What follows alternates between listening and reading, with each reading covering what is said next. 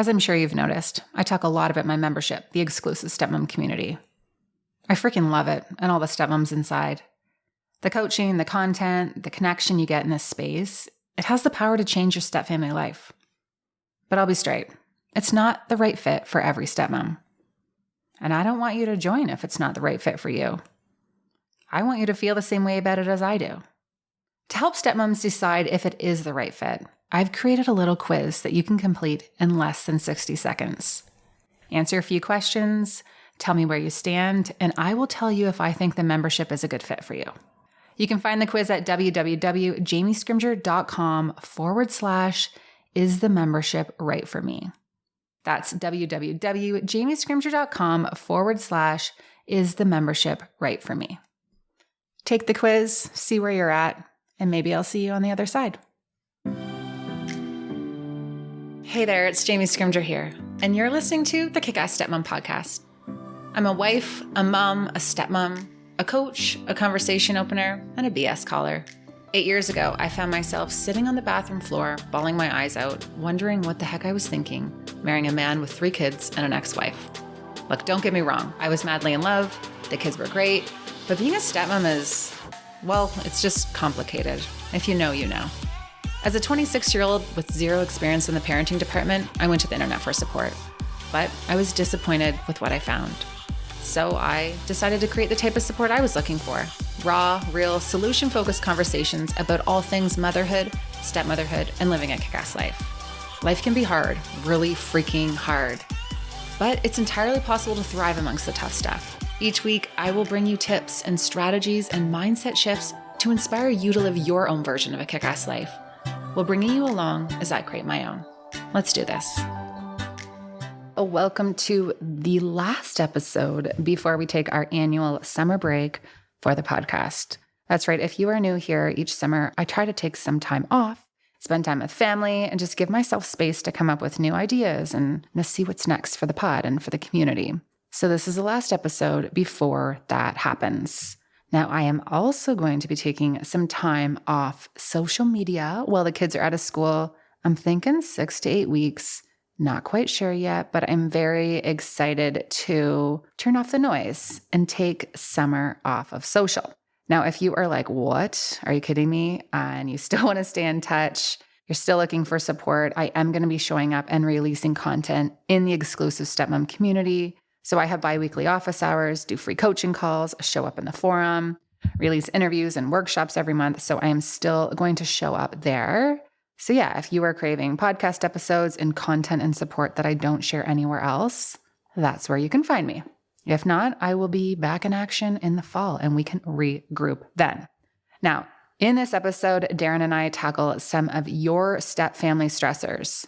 A bunch of you have submitted issues that you're having with your partner in your stepfamily life, and we dive into your situations and tell you whose side we're on. It's really fun. I think we're going to have to do this again when we come back in the fall. I hope you enjoy. Let's dive in.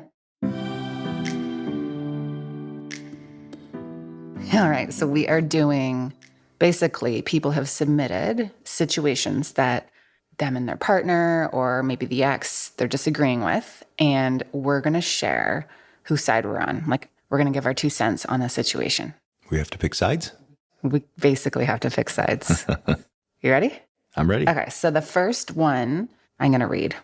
So my partner and his ex text all the damn time, always about their daughter, about what she ate for dinner, about what she talked about, who she's friends with this week. She's 12 and you're divorced already.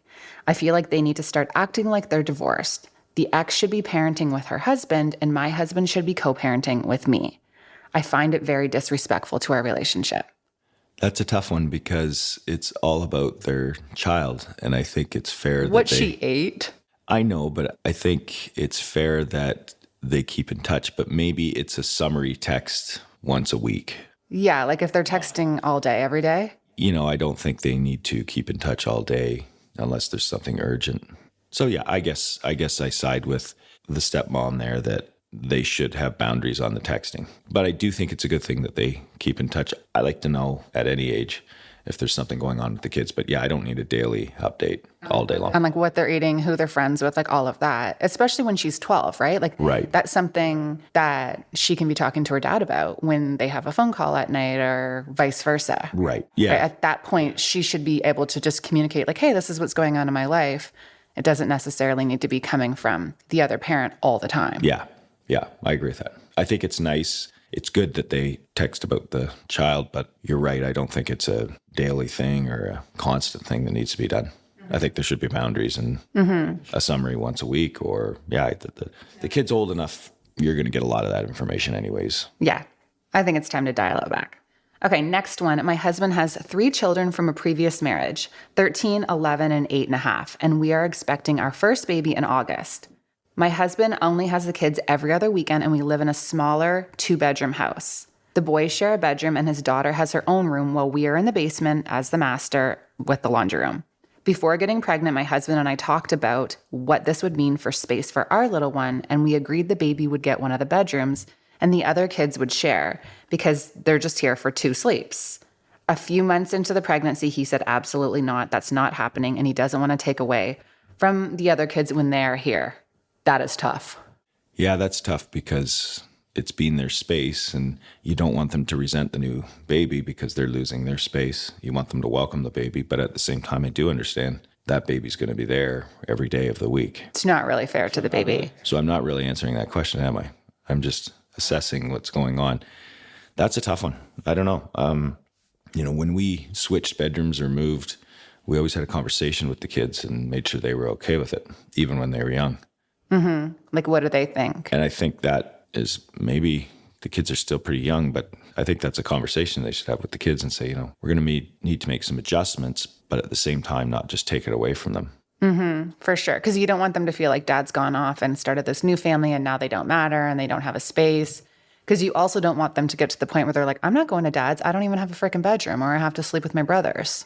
And that's the issue. And it could be okay at that age, 13 down to 8. But when they get older, the 17-year-old is not going to want to sleep with the 12-year-old or 11-year-old necessarily. Mm-hmm. So I think that's one of those situations. It's tough. It should actually be a family discussion. A family conversation. And I think the kids would really appreciate that, because I find when you include kids in conversations versus telling them what's going to happen, they come up with some really creative ideas. And it might be interesting to, hear what they have to say. Yeah. And for a few years, or while the baby's very young, they might embrace that and say, okay, yeah, can we do a bunk bed and a rollout bed or a Murphy bed or something, so they all can be in the same room. But they're going to have to realize that that's not a long-term solution. I think when you've got 3 kids in one room, and like you said, you don't want them to turn and say, we don't want to go because the sleeping arrangements are terrible. It's tricky. Mm-hmm.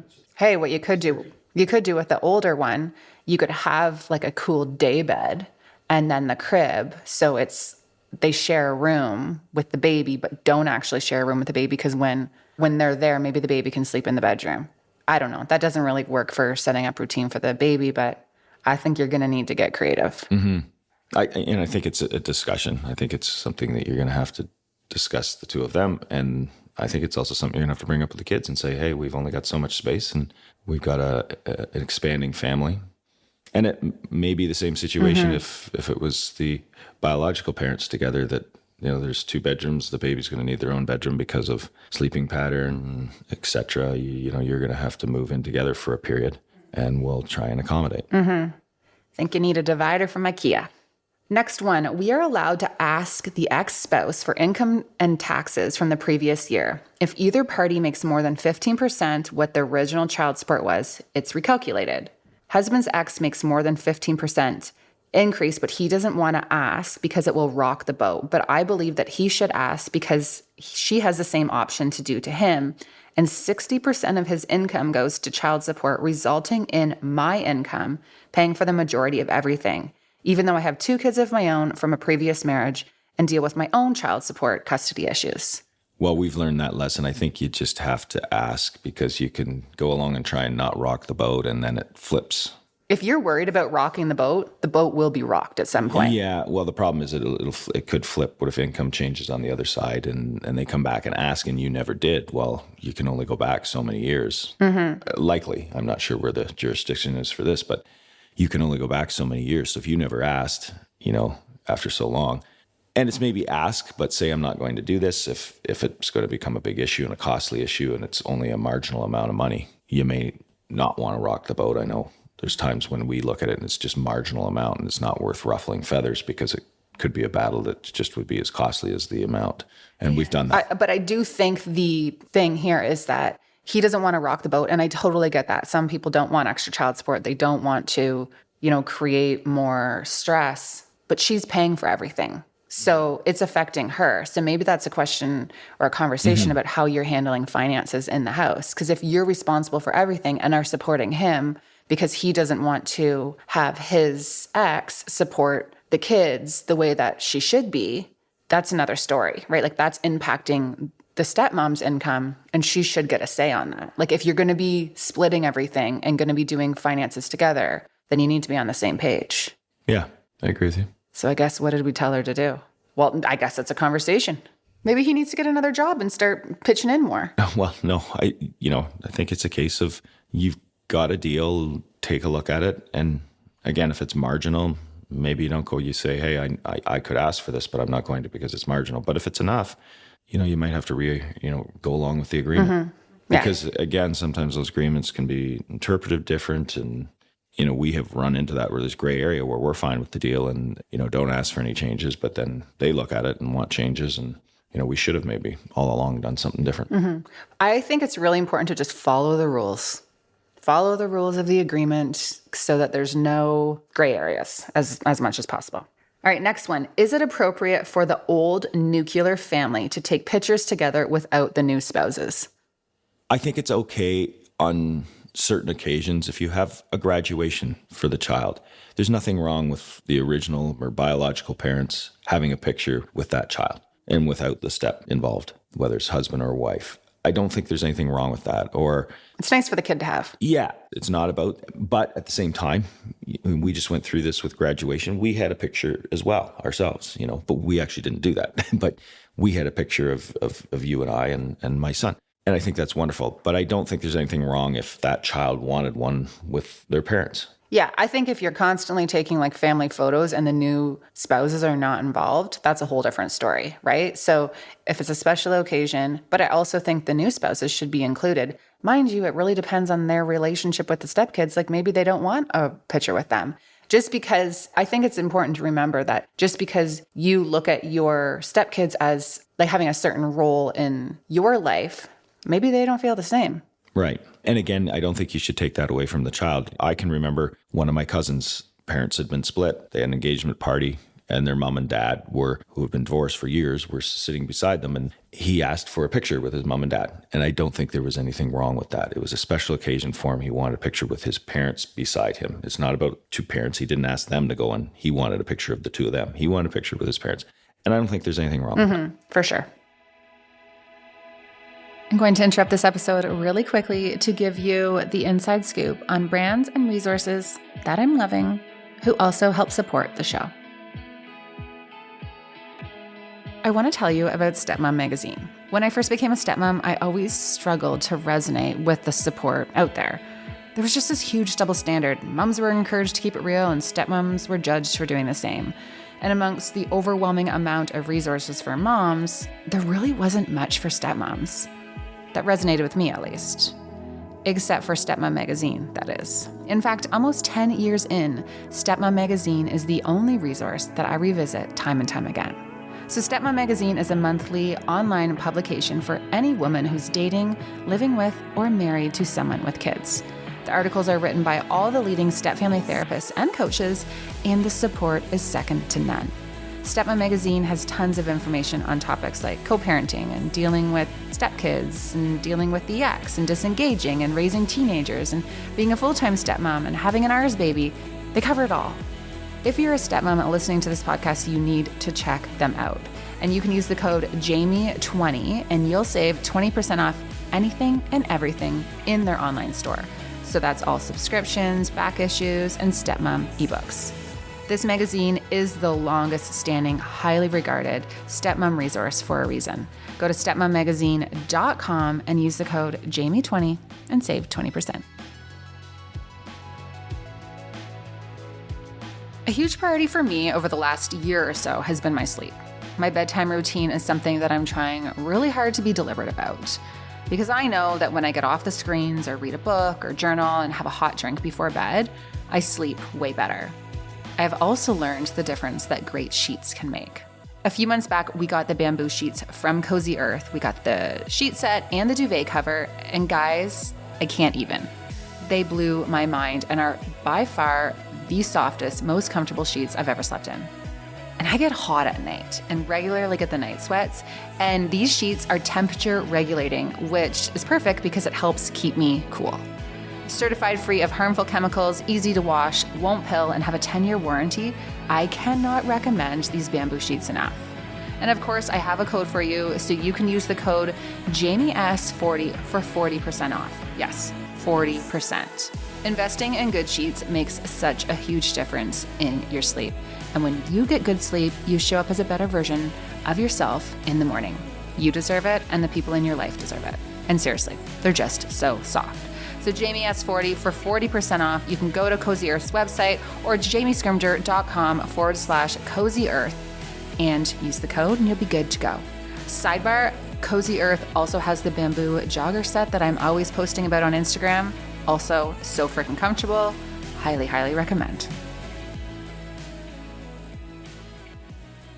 My husband wants to continue to support the ex even after his maintenance payment is done. I would have a real problem with that. Yeah, I think that's an issue to discuss between the two of them because that's not an obligation anymore. Now, if there's concern that it's going to affect his children because of a situation the ex is in and it's a little bit to help, maybe there's a reason for it. But yeah, I think when your obligation's over, you don't have to. And go on a trip. Just kidding. Well, I'm not joking. But maybe there's some circumstances we aren't aware of there. Yeah. I think it'd be a situation where it's like, why? Like asking why, understanding their position and the rationale behind it. Now, I do feel like if it's going to affect you guys financially, like if you're really struggling because he still wants to support the ex after his legal obligation is done, then that's a whole different story. So it's just about having those conversations to understand each other's perspective.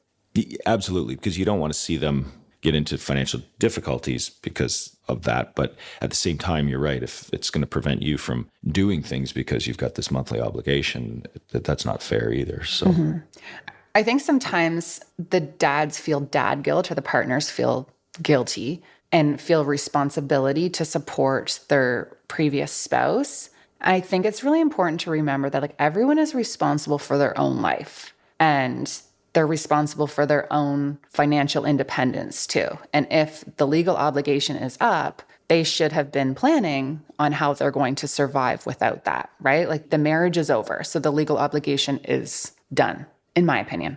Oh, I totally agree. And especially if it's over after a period of time, that means that person probably had time to prepare for this. And it's in their court to say, I realize this is coming to an end and I need to fend for myself. You know, in this economy, there's lots of work out there. So if it's a matter of, you know, and if it's a certain lifestyle, well, maybe that needs to be adjusted. I don't know. There's circumstances, so it's not for me to speak on that. But I do think you've got preparation to get ready for that, then you should. Now, again, if there's unusual circumstances, you know, that has to be considered as well. I think it's really interesting in this, well, it's great in this day and age. Like you can make money so many different ways. You can make money working from home. You can, you know, start selling Arbonne or Beachbody or something. Like there's so many ways for people to find balance and create income for themselves without having to like totally turn their life upside down. It's not like you have to go out and be working outside of the house for like double shifts and stuff like that. Like it's a time when if you want to make more money, you truly can if you put your mind to it. Yeah, and if the obligation is done, it means the children have reached a certain age or the time period of a spousal is over. So again, it should be prepared for. Wrap it up. Okay, so the ex doesn't talk to his parents. Is it my responsibility to maintain that relationship for our kids? The partner or the ex doesn't talk to his parents. If your ex doesn't talk to their parents, I don't, Not your responsibility. To your parents or their parents, that's not really your responsibility. But if it's the ex's parents and they don't get to see the kids and they have a love for the kids and want to know what's going on with the kids, maybe it isn't a bad thing to let them know what's going on in the kids' lives. But then again, if he doesn't want to have a relationship with them, that's not your position to go around his wishes. It's not your position, but it is the kid's grandparents. And I knew we were going to disagree on this one. I just think they should be made aware. I don't know what the rift is and the reason why the ex wouldn't be speaking. So that may be a reason, but maybe what is going on. Yeah, I think there's no harm in letting the parents know what's going on with the children. It's not the responsibility, though. It's not a responsibility, but I think it's the grandparents. Well, we had a conversation when we did that tell-all podcast in the membership when we were talking about what if, when you're divorced and you're still keeping in contact and still having that relationship with the in-laws, if it bothers the ex, then you really have to know your place. So it kind of contradicts our position on that. True. Yeah, that's true because it's their family. And I don't think it's your responsibility. I think you have to respect people's... It's not a responsibility, but I mean, it's a shame if the grandparents are being isolated from the kids. But again, there could be reasons. So I don't know the circumstances. So I guess our answer is it's not your responsibility, but if you feel like it's the right thing to do and it's with good intent, have at her. Yeah, there's nothing wrong with the kids having some sort of relationship with their grandparents. Right. All right, last one. I don't want my husband's ex to buy school clothes and charge us half, but my husband is okay with it. That would kind of bug me because I like buying clothes. However, if the kids love certain clothes and it makes the whole process easier, it might be worth taking your ego out of it and just picking your battles. And it depends. We've had this issue where we buy clothes here and she buys clothes at her place. But I know at the beginning, when I was first separated, I would have appreciated if she just bought clothes and I just paid for half. So the kids would always have the clothes because I wasn't as familiar with that side. I was busy with work and just didn't have time. When you came along, we started taking the kids shopping and it was an experience and we had fun with it. And the kids would get their back to school clothes. So I see both sides of that. It makes sense to contribute if the ex is doing all the shopping, but at the same time, if that's something that family's interested in doing, then maybe the ex goes and buys some of the clothes and they go and buy some of the clothes.